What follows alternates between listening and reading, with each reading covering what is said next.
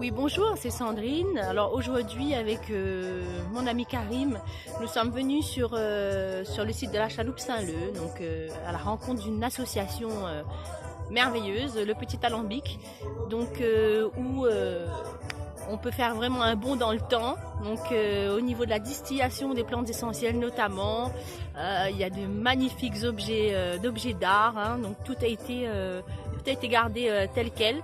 Et c'est vraiment magnifique de voir tout ça, de pouvoir faire un bond dans le passé et de voir des gens justement qui font vivre, qui gardent vivant ces pratiques ancestrales.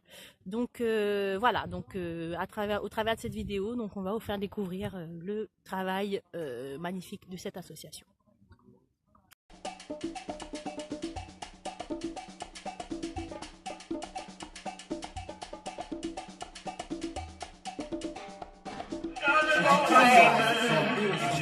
Les œuvres brèves, il est dans la chair, leur technique.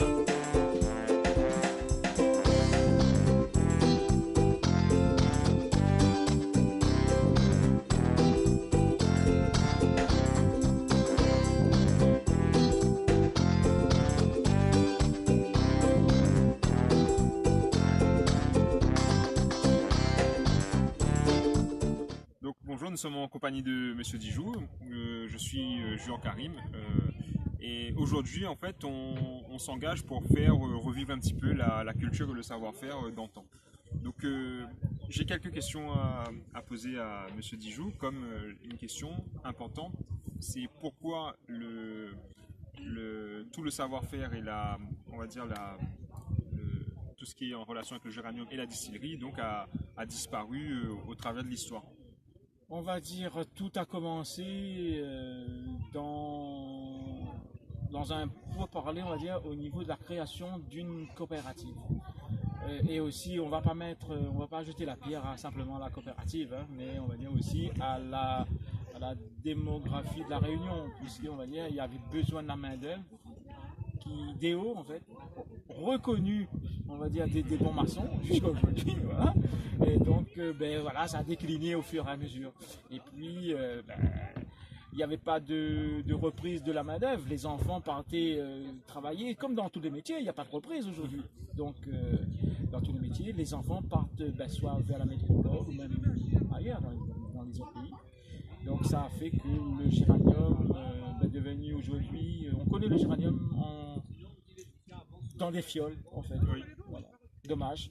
Et pas que le géranium, hein. Il y a beaucoup de métiers, de petits métiers d'antan qui a disparu comme ça. Mais du coup, est-ce que vous avez encore espoir aujourd'hui que ce savoir-faire-là il perdure ou qu'il se transmette à des générations? Et comment faire en sorte justement que ce savoir-faire-là perdure? Sur le plan agro-touristique, oui, mais pas pour vivre d'une exploitation de géranium. C'est impossible aujourd'hui. Déjà, jusqu'à dans les années 70-80, on pouvait vivre d'une exploitation de géranium. Aujourd'hui, c'est impossible. C'est impossible. Et puis déjà, les surfaces qui avaient du géranium dans le temps est devenue une terre d'élevage. Oui. Donc les subventions que gagnent les éleveurs aujourd'hui, ça vient d'Europe, mais ce n'est pas le même montant que de pour la démonstration de puits de géranium. D'accord.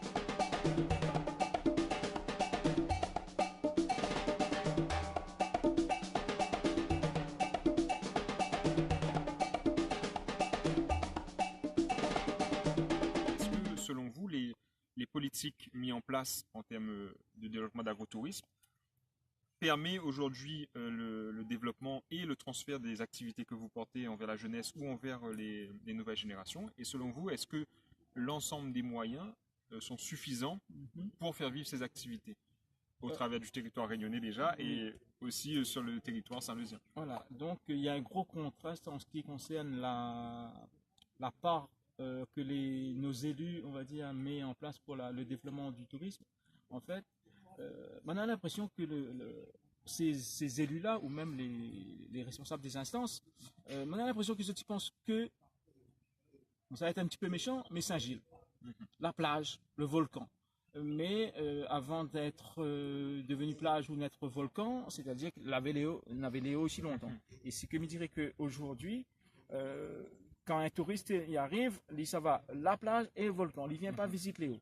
Donc, si jamais il avait un accent était mis là-dessus, donc me dirait, on aurait un développement et il a aussi une petite exploitation aujourd'hui agro-touristique chez l'habitant peut générer, on va dire, pas mal d'emplois dans le secteur. Et vraiment développer les hauts sereinement. Voilà, exactement. Ouais. Et de manière pérenne aussi, puisque aussi, du coup, imagine que là, aujourd'hui, comme une petite journée qu'on a mis en place, si jamais, c'est vrai que là, on a sur place, puisque c'est commandé avec une autre personne qui n'est pas dans le secteur. S'il y avait une aide par rapport à des petits métiers, par exemple, une personne qui avait sa micro-entreprise, qui ferait des gâteaux ou même des petits bonbons longtemps, ça permettrait à cette entreprise de survivre. Ça crée au moins un emploi.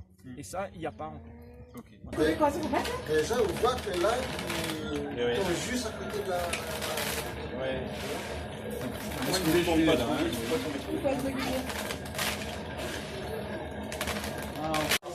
Maman, il moulin maïs là, il fait penser à moi, mon grand-père. Comment t'es petit? Ben voilà, il y a moins vite. Si, monte doucement. Tournez doucement.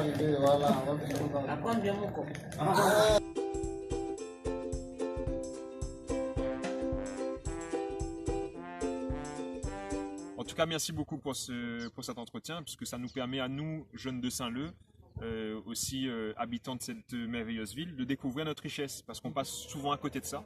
Ouais. Et encore une fois, c'est vrai qu'il y a un développement un gros développement qui est mis dans les bas, et malheureusement, on passe à côté de ces savoir-faire, de cet héritage des hauts.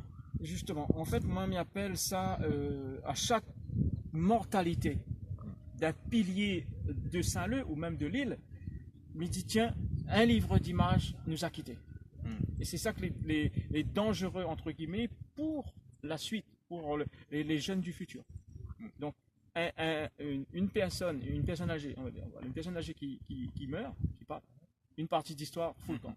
Et il n'y a pas cet engouement d'élus qui voudraient faire avancer la Réunion dans ce domaine-là. Et sans oublier nos racines et notre patrimoine. Le fil conducteur de ma passion, c'est oublie pas notre racine. Voilà. En tout cas, il est vraiment enrichissant et il est vraiment content d'avoir rencontré aujourd'hui.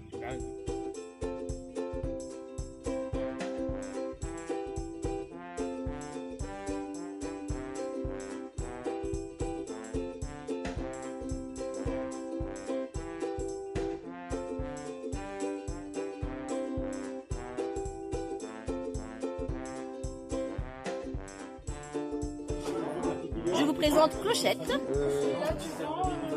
Elle est belle. C'est que tu es belle.